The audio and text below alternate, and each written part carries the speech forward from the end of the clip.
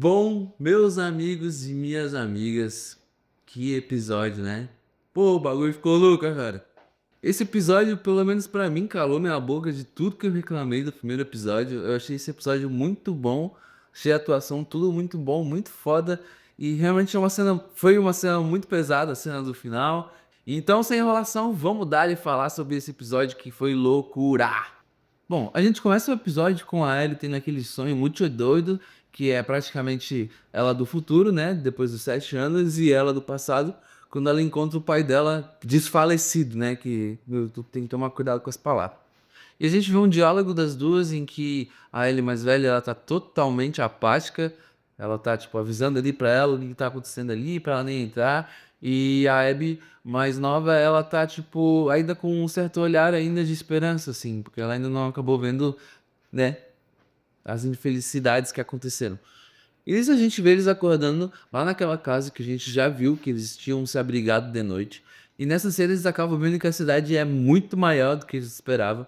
Eles achavam que só tinha algumas luzes de alguns geradores, mas eles não tinham a dimensão que era uma cidade tão grande. E eu acho que talvez a série também não tinha mostrado também o quão grande era essa cidade. A gente tinha uma noção de que ela era, tipo, pô, uma puta de uma cidade, só que a gente não acha que talvez não tinha noção visual como esse take mostrou pra gente certinho, assim, como é realmente, tipo, pô, uma baita de uma cidade, assim.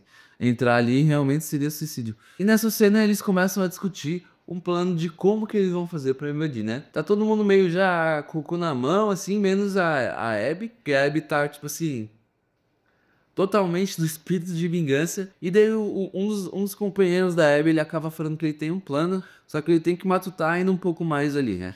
Nesse momento a Ellie dá até uma sugestão de tipo, ah, vamos numa patrulha pegar eles, torturar eles até eles falarem onde é que o Joel tá. Só que realmente, tipo, isso, todo mundo concordou ali que isso ia ser uma ideia horrível, porque se eles simplesmente não falassem, ia estar na merda, tá ligado? E eles são um grupo que, tipo, eles não queriam machucar as outras pessoas, claramente a gente vê que eles têm uns princípios, né? Eles só estão atrás do Joe. E isso a Abby acaba indo lá pra rua e a gente acaba descobrindo que, na verdade, o plano do parceiro era convencer ela a voltar pra casa, porque aquilo ali, com certeza, a galera ia, ó, e de arrasta, né? E daí temos uma cena muito massa, eu achei essa cena muito bacana, a interação dos dois, que é a Ellie acordando pra fazer uma patrulha junto com o nosso amigo Jesse, né? A cena já acorda com o Jesse espancando a porta, querendo que a Ellie acorde. Ela não tá atrasada, mas ele tá ali, tipo assim, meia hora antes, pra eles não se atrasar, tá ligado? Porque o cara, ele é responsável. E isso eles acabam meio que conversando um pouquinho sobre o beijo, né? O acontecimento do final do último episódio, assim. No começo, o Jesse estava referenciando, na verdade, a briga com o Joe e o Seth, que é aquele homofóbico lá. Mas aí ele acaba entregando e falando, ah, não sei quem é ela que me beijou, calma, eu não sou talarica. Ele acaba fazendo algumas brincadeirinhas, mas no fim, tipo, ele leva super na boa. Tanto no jogo, tanto aí. Ele lida super de boa com isso, porque eu também acho que depois de, mano, 20 anos, 25 anos de Apocalipse, eu acho que as pessoas iam se desprender de algumas amarras que normalmente tem hoje em dia, tá ligado? E isso é o nosso duplo episódio, porque eles vão andar muito juntos nesse episódio. Eles acabam andando pela cidade e eles acabam indo em direção ao restaurante, porque o Tommy vai passar umas coordenações de como vai ser o teste de emergência, né? Eles já estão lidando com a possibilidade de ter um ataque. E nessa conversa eles acabam falando sobre alguns infectados, acabaram aparecendo debaixo da neve, né? Mas aí ele acaba ficando meio descrente disso, ela fica tipo, ah, mano, deve ter um, dois, três zumbi. Duvido que tenha, tipo, 100 zumbi embaixo da neve, assim. Eles também acabam tocando um pouco mais no assunto do Joel e da Ellie estarem um pouco brigados, né? A Ellie acaba falando que, tipo, independente da situação que eles estão agora, ele ainda vai ser, tipo, muito importante, ainda vai ser família pra ela. Assim, ela não tá querendo muito conversar sobre isso, ela tá até lidando, tipo, de maneira bem sarcástica. E ela acaba descobrindo que o Joel também foi mais cedo fazer a patrulha com a Dina, né? A Dina já foi desenrolar com o sogrão daquele jeito. E nisso o Jess acaba levando eles pra conversar com a Maria e ouvir o que o Tony tem para dizer. E isso, resumindo, o plano do Tommy para a comunidade é que se houver invasão de zumbi ou de pessoas, o plano é ir para cima ou para baixo, ir pro sótão ou ir pros tetos, né? E a gente vê que esse plano não acaba sendo 100% eficaz, né? Porque também eu acho que eles não iam ter noção da dimensão do ataque que ia acontecer. E mesmo assim, depois desse discurso, aí ele fica um pouco descrente ainda. Ela fica tipo, ah, mano, isso realmente vai acontecer ou isso é só um treinamento bobo e tal? Assim, que daí até o parceirinho fala, tipo, mano, é bobo até acontecer, porque se acontecer nós tá fudido. E daí a gente tem uma conversa que pra ele foi completamente desconfortável, que foi o pedido de desculpas do Seth pra ela, né? Essa parte é bem igualzinho no jogo, tipo, aí ele tá cagando pro homem, ele tá todo envergonhado de ter tomado uma cachaça e falar daquilo. Ele acaba dando até um sanduíche pra ele, assim, pra eles irem na patrulha, só que ele nem acaba aceitando, quem pega na verdade é a Marie, passa pro Jesse levar, e é isso, ele dá aquela desculpinha assim, ela aceita daquele jeito, né, fala tipo, é isso aí, foda-se, eu só quero sair daqui. E eles vão indo embora, vão indo em direção ao trampo que eles têm que fazer, né, a patrulha que eles têm que fazer. Nisso, já saindo, eles acabam olhando pra uma tempestade, longe, distante, e eles acabam torcendo pra que ela não chegue neles, mas a gente sabe que o bagulho vai ficar louco. Nisso a gente acaba tendo um corte pra Abby, no meio da neve lá, se tremelhando de frio, e ela acaba na cagada encontrando o Joe e a nossa querida Gina, simplesmente caminhando com seus cavalos por aí. Só que ela ainda não sabe que ele é o Joe, ela só acaba avistando uma pessoa, uma dupla de pessoas na verdade, e ela acaba falando, mano, vou atrás desses malandros aí, eu vou ver o que eu consigo descobrir. E nisso dá um corte também para a comunidade já se preparando para um possível ataque, já guardando ali os seus galões de gasolina, já tentando preparar tudo para uma defesa possível que possa acontecer, né? E nesses momentos a gente já consegue perceber que a tempestade já tá interferindo na comunicação deles no radinho deles. E aí o bagulho, a galera já começa a ficar preocupada. E nisso a gente vê a Ellie e nosso querido Jimmy se abrigando em um lugar. Eles acabam entrando exatamente na plantação de verdinha do nosso querido falecido Jimmy. Eu dei uma risada bem sincera quando a Ellie entrou e falou tipo, mano, cara, eu tô sonhando aqui, mano. Essa cena é diferente do jogo, porque no jogo a diferença é que quem tá junto com a Ellie nesse momento é a Dina, e também aí eles não chegam a realmente carburar o bagulho, se é que você me entende. E eles acabam indo ali, ficando ali descansando pra esperar a tempestade passar. E isso eles acabam conversando um pouquinho sobre o que aconteceu pro Jim. Acaba ainda deixando meio um mistério, né? E eles falam que o Joe não teve escolha. A gente descobre também que o Jimmy foi o primeiro parceiro de patrulha do nosso querido Jesse. E dá, tipo assim, uma leve explicada sobre a situação, só que, tipo, ainda deixa no ar, assim, o que vai acontecer. Eu acho que daqui uns episódios vai aparecer o Eugene no flashback. E daí cortamos de novo pra nossa Ellie, nossa querida ex-maromba, carregando a sua arma e infelizmente caindo de um barranco de neve gigante. Ela acaba caindo no pior lugar possível, exatamente onde está acontecendo essas coisas que eles falaram na comunidade, que o Jesse acabou falando pra Ellie, dos zumbis estarem tipo embaixo da terra, talvez milhares, centenas, eles não sabem. E assim, esse é um dos motivos da Horda ter atacado a cidade. A Abby acaba acordando a Horda, né? E nessa cena é uma loucura, cara, porque tipo, tem muito mais zumbi aparentemente do que tem no jogo. E é a cena acho que mais teve zumbi em toda a série, até naquele momento da primeira temporada lá, que abriu o chão e saiu um monte de zumbi, não tinha tanto zumbi quanto aí. Eles pareciam até ser meio tipo Guerra Mundial Z, assim, totalmente frenético. E a gente tem a cena da Ellie passando pela cerca, que é igualzinha a do jogo. Ela é mais agoniante ainda, porque parece que a cerca é muito mais comprida, tá tudo fechando, e os detalhes que eles vão colocando, a tensão que eles vão colocando, deixa mais tensa ainda essa cena. E nisso nós temos já um momento que já deixa o telespectador meio puto, pra quem já sabe o que vai acontecer, né?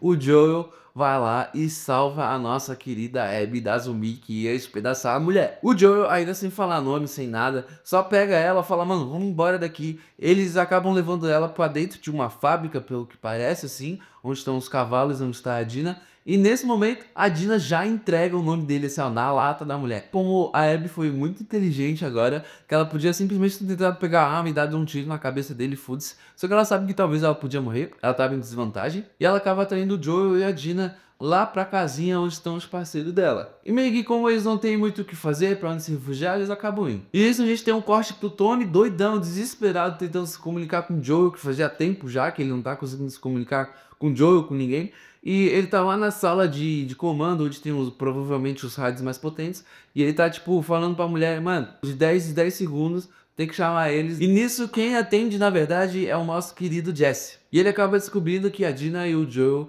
aparentemente estão em perigo. Eles não têm certeza que, na verdade, eles estão em perigo, porque eles só falaram que, tipo, mano, eles não estão respondendo mais, tá tendo tempestade, talvez possa ter acontecido alguma coisa. E como eles são bem proativos, eles foram lá na hora. Nesse episódio começou a ter uma coisa que eu acho muito da hora. As cenas começam a ser bem curtadas, começa a mostrar um pouquinho desse núcleo, um pouquinho desse núcleo, um pouquinho desse núcleo, e tudo meio que vai se tendo um desfecho meio que junto, assim. A edição foi muito interessante nesse momento, porque podia simplesmente ter ficado confuso, ter ficado ruim. E daí, começando essa loucurada, a gente já vê um cara lá no cano, ele tá com uma picareta em cima das raízes, ele vê que o fungo tá lá, e o fungo começa a se expor, assim. E como a gente sabe que o fungo ele se comunica, né, com uma colmeia, um efeito colmeia, esse também foi um dos fatores que fez com que a Horda foi pra comunidade. Ele já se comunicou com a Horda e falou, mano, aqui tem muito mais sobrevivente, muito mais gente pra tu infectar, Vem, vem, vem, cola, cola. Isso também é uma outra diferença que tem no jogo, né? Como eu tinha falado antes, no jogo a gente tem os esporos, na série a gente não tem, a gente tem meio que como se fosse um fungo que se comunica com eles pelo chão, né? Que ele tá cobrindo praticamente o chão todo dos Estados Unidos. Isso é uma coisa legal, porque se eu não me engano, o maior ser vivo do mundo é um fungo realmente que vive embaixo dos Estados Unidos. E outra diferença é que o Cordyceps na série, o objetivo dele é infectar o maior número de pessoas, né? E isso começa mais uma cena que é bem cortada, que eu achei muito interessante. A gente mostra o olheiro que tá com o binóculo ali, e a gente também vê a galera que cortou o cano ali, tá correndo em direção ao Tommy pra contar pra ele que o vírus tá ali. E é muito doido que não dá nem tempo. Não dá nem tempo dos caras avisar pra ele o que aconteceu, que a horda já tá batendo na porta ali, mano. E daí pronto.